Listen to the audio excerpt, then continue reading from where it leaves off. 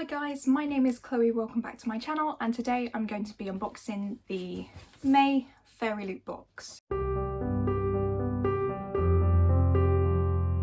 Now, I've been absolutely rubbish with filming lately. I've been quite busy and not really reading much, so it's been really hard for me to jump back in front of the camera and actually film videos. I found them really hard to just think of video ideas at the moment. So I was pleased when my FairyLoot box turned up because I'm always excited to open a FairyLoot box and to share the items inside the box for you guys. So I'm super excited to unbox this month's box. And as always, I've completely forgotten the theme, so it's all going to be full of surprises for me, which is always a bonus. So yeah, I'm just going to get started and unbox this box. Now, I hope it is okay. I did accidentally drop this one, so hopefully there's nothing too fragile in this one. Normally it'll be the month where there's like a cup in here or something, but fingers crossed that everything is okay. Okay, so the first thing I can see in the box is lots of padding, which is reassuring. So yeah, I just move that out of the way, and the first item that we've got is a fabric item, and this looks like it's one of their little storage box things. Yeah, a little storage box. Let me just pop it into shape, and this one is very pretty.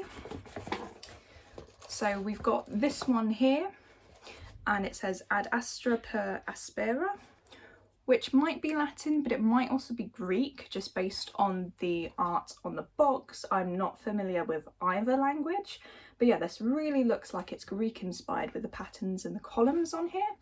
And as always with these little containers, I do love the black and white theme on them. It means that all of the ones I've received so far match, and I found that they stack quite nicely, even though they're not solid. Because I'm putting solid things in, I can then stack them on top of one of each other, and they look quite nice. Just I've got them all on top of my book trolley. So yeah, really pleased to have that one. They're always handy for shoving in knickknacks. Again, with the book sleeves, I don't know how many more I need, but at the moment they're useful and it's really pretty. So the next item that we've got in the box is a pin badge, which is always exciting. I love getting new pins for my pin flags, and I feel like we haven't had a pin from FairyLoot in a while. But this one says Valkyrie helmet pin, which is exciting. I really like Valkyrie from the 4 movies, and this one is absolutely gorgeous. It's so pretty. So with this one, I don't know how much the camera's picking up, but it's a lovely helmet with wings and horns, and you've got all of these gold details engraved onto the pin. It is so pretty, and yeah, I can't wait to add this one to my pin flag. I don't really know what books these items are from. I'll just have to check the spoiler card when I get to it, because I think it's buried right at the bottom. So next we've got, I was going to say a coaster when I immediately picked it up, but no, it's a postcard. So we've got this scenery on the front here, and then on the back it says postcard, and it says from Olympus, and I guess you could write on there. I'm probably not going to. And these are images that they feel ingrained into the wood, so they're not just printed on. So yeah, that's really interesting. I'm not too sure what I'd do with that. I guess I'd maybe display it somewhere, and it is going to last a lot longer than a print maybe. It's not really going to be bent or creased, which is cool. Yeah, it's lovely. I just have absolutely no idea what I'm going to do with it. Next, we've got another fabric item. Unfortunately, this one is a tote bag. This is probably my least favourite item of the FairyLoot box now. I got a couple and they're great. I use them. But again, with a lot of the items, I just don't need tons of them. But saying that, this one is gorgeous. This is probably my second favourite tote bag. So it's just like a bookshelf with all of these books on here, and it's Greek themed. We've got some statues on there and pillars. And then it's the same design on the back as well. So this one is lovely. My favourite one that they've done so far was another bookshelf one, where it just had lots of different YA fantasies that FairyLoot have included in their boxes before. So that one's my favourite, but actually yeah, this one is a close second. And yeah, it's got lots of Greek themed books on here, so some classics like the Odyssey. If I get some of these wrong, I apologise. I'm very unfamiliar with Greek mythology and Greek classics, but I know Percy Jackson's on here, and Lore Olympus, which was a book that I thought was just very mediocre, which FairyLoot included before. But yeah, for a tote bag, it's lovely. I'm just not a big fan of tote bags. So the next item in the book, we do have some kind of notebook. I think notebooks is the one item that I could just keep receiving and I wouldn't care. They're really easy to store, they're nice and small and easy to store, and you always need them.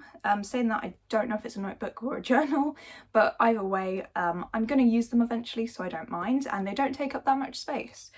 But yeah, this one is really pretty here. It's got this almost celestial design on the front with some lanterns, some kind of magical potion maybe, and yeah, just a couple of flowers, and the texture is really weird. It looks almost like wood. I don't think the camera's picking up the grain on it, but almost has the I think it's almost like a wood, almost like the grain you get on wood, and it is textured.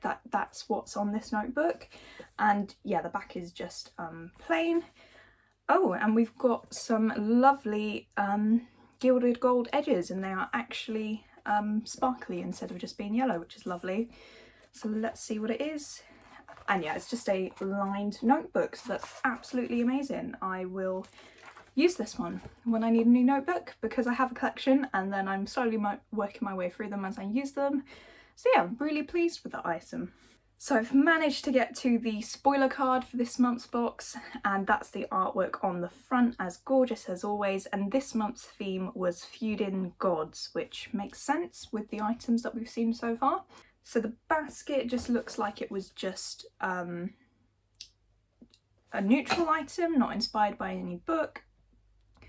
The tote bag just had lots of Greek classics and modern retellings on them. The notebook is inspired by the legend of the elixir of life.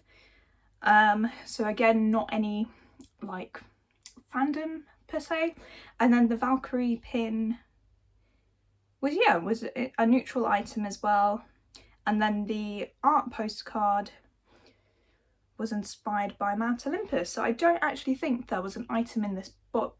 There was an item in this box that was inspired by one book. So that's really interesting actually, and I'd love to receive more boxes in and out that just have neutral items like this, because I don't mind as such, because if I love an item regardless of what book it's from, I'm gonna love it anyway.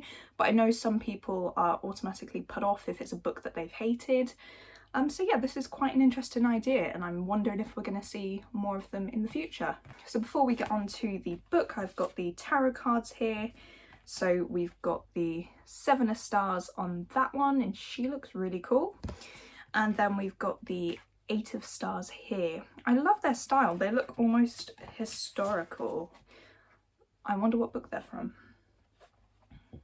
So, and the tarot cards are from Divine Rivals by Rebecca Ross. I haven't heard of that book, but I might have to look into it, because based on this character art, it looks like something that I might enjoy. So yeah, I'll have to check that one out. And then last but not least, we've got the book of the month. And yeah, I have no idea what this is going to be. If I had to guess, it's probably going to be some kind of Greek retelling. But yeah, let's find out. So we are going to take out the fairy scoop. And then we've got our bookmark, which is inspired by the spoiler card, which is really cool. And then we've got our letter from the author with this gorgeous art on the front. And these might actually be the characters from the tarot cards. We might actually be getting Divine Rivals, so that's good. And the book. We have... Yes, we've got Divine Rivals by Rebecca Ross with the characters on the front here that were on the tarot cards.